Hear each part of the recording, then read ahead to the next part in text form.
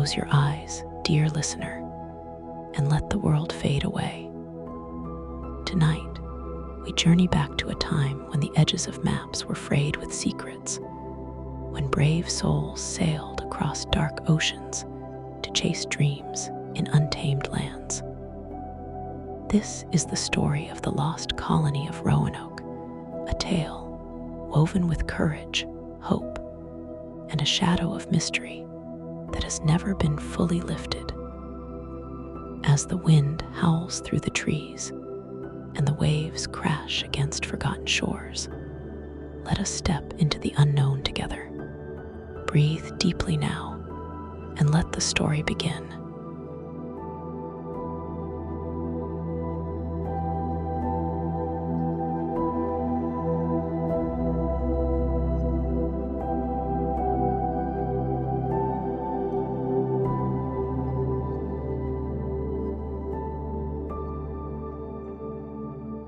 In the year 1585, the air in England buzzed with whispers of a distant land, a wild, green place across the sea called Virginia, named for the Virgin Queen, Elizabeth Walter Raleigh. A daring explorer with a poet's heart, dreamed of planting an English colony there, a beacon of hope in the New World. The land was said to be rich with promise, golden fields, endless forests, and rivers teeming with fish. But it was also a place of mystery, where the native peoples, the Secotun, the Croatoan, and others lived in harmony with a wilderness that whispered secrets in every rustling leaf. The first ships set sail, their sails billowing like the wings of great birds. 100 men, soldiers, farmers, craftsmen landed on a small island off the coast of what we now call North Carolina. They named it Roanoke, after the native word for shell money, a shimmering prize from the sea. These men built crude huts, battled fierce storms, and clashed with the native tribes. The land was beautiful but unforgiving, and soon hunger gnawed at their bones. Within a year, they abandoned their dream, hitching a ride home with Sir Francis Drake, leaving behind only whispers of their struggle. But Raleigh wasn't finished. In 1587, he sent another fleet, this time with men, women, and children, 117 souls in all. They were led by John White, an artist and dreamer whose brush had painted the wonders of the New World. Among them was his daughter, Eleanor Dare, heavy with child, and her husband, Ananias. This was no mere outpost now. It was a colony meant to endure a flicker of England's light in the vast, shadowy wilderness. They arrived on Roanoke Island under a sky streaked with gold, their hearts pounding with hope. Little did they know, listener, that their story would vanish into the mist.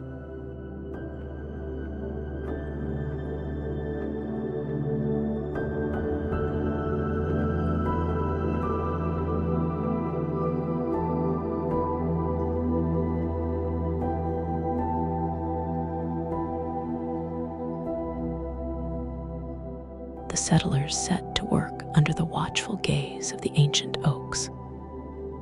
They repaired the crumbling homes left by the first expedition, their hammers echoing through the humid air. The forest hummed with life, deer darted through the underbrush, and the distant cry of an eagle pierced the sky. The native Croatoan people, who lived on a nearby island, watched from afar, their faces painted with curiosity and caution. On August 18, 1587, a miracle arrived. Eleanor Dare gave birth to a daughter, the first English child born in the New World. They named her Virginia, after the land and the Queen, a tiny spark of life amid the towering pines. The settlers celebrated with weary smiles, but the joy was fleeting. Supplies dwindled, and the soil refused to yield the bounty they'd dreamed of. The sea, their lifeline to England, grew restless, its waves crashing harder against the shore. John White, the governor, knew they couldn't survive without help. The settlers begged him to sail back to England for supplies, their voices trembling with fear and faith. He kissed his daughter and granddaughter goodbye, promising to return swiftly. As his ship cut through the fog, the island shrank into a speck on the horizon. The wind carried a strange, mournful sound, like a song with no words. White couldn't shake the feeling that something was watching him leave, something ancient and unseen.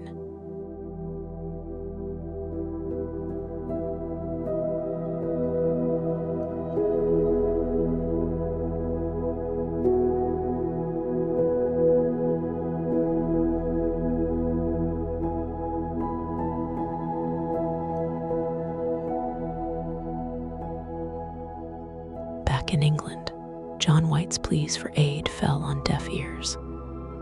War with Spain loomed like a storm cloud, and every ship was needed to face the mighty Armada.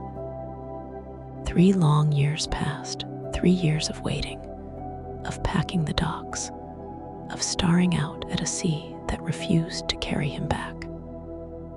Finally, in August 1590, he returned to Roanoke, his heart thudding with dread and hope. The skies were gray, the air thick with salt and silence. As his boots sank into the sand, he called out to the settlers, his daughter, his granddaughter, his people. No answer came. The village stood eerily still.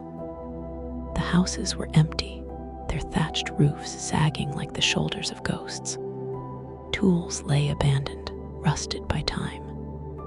A wooden palisade encircled the settlement, its timbers weathered and gray.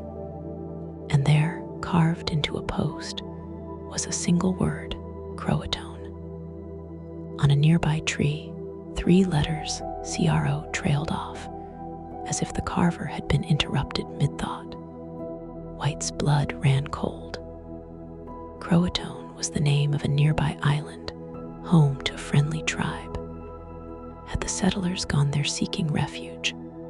Had they been taken? Or had something else, something darker, spirited them away? He wanted to search, to chase the clue across the water, but a storm roared in, its winds howling like a chorus of lost voices. His ship was forced back to sea, and Roanoke slipped into the fog once more. John White would never return. The colony, his family, was gone, swallowed by the wild.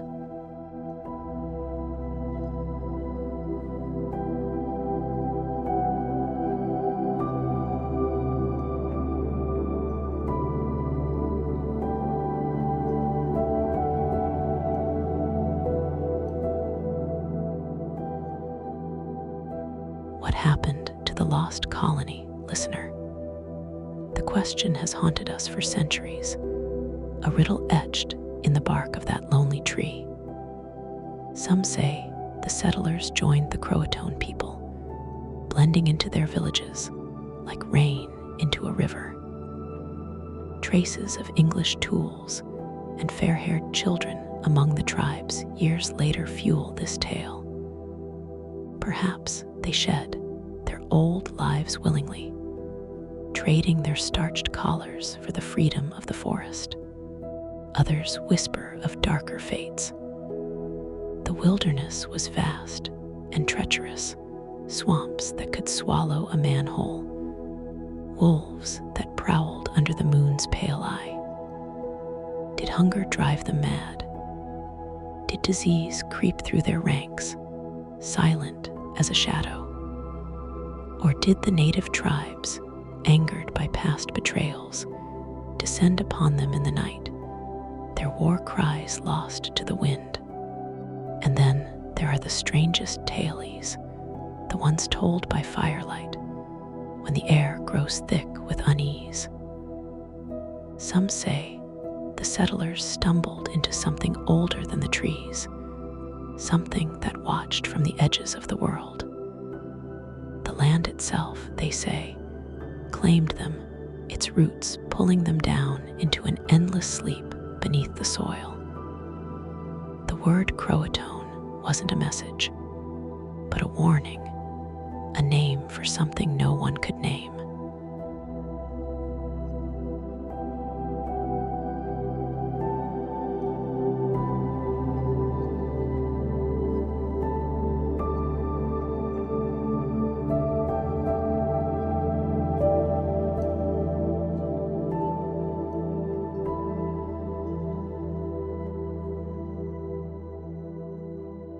And so, dear listener, the story of the lost colony fades into the mist, as all great mysteries do.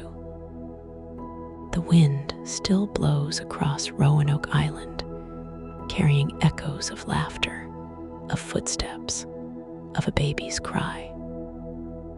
Perhaps they're out there still, woven into the fabric of the wild, safe, hidden, dreaming. Or perhaps they rest beneath the earth, cradled by roots older than time. As the waves lap gently against the shore, let your mind drift with them. The forest sighs, the stars blink out one by one, and the mystery wraps around you like a blanket. There's no need to solve it tonight. Let the shadows soften. Let the questions fade. Breathe in and out and sink into the quiet. The lost colony is waiting somewhere beyond the horizon. But for now, it's time to sleep sweet dreams. Dear ones, sleep.